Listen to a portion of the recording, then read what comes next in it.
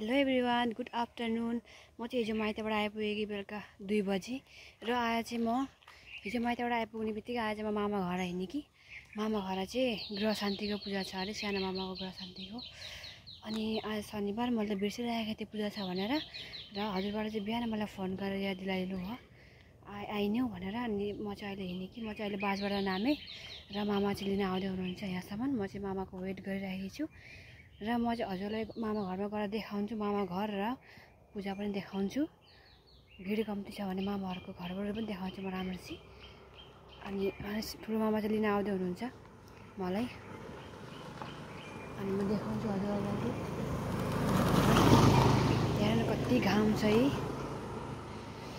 म चाहिँ यहाँ बाजारको तल मामाको वेट गर्दैछु, मामा लिन आउँदै हुनुहुन्छ भनेर। मलाई दिदी छोड्न आउनुभएको थियो, दिदी चाहिँ उताबाट गुवाहाटी जानुभयो अनि म चाहिँ आधी बाटोमै नामेँ कि। मामा घर चाहिँ होली हो। बाई। म भरे देखाउँछु मामाहरूको पूजा कस्तो हुँदैछ र मामाहरूको घर देखाउँछु म, अगर यदि भिड छैन भने।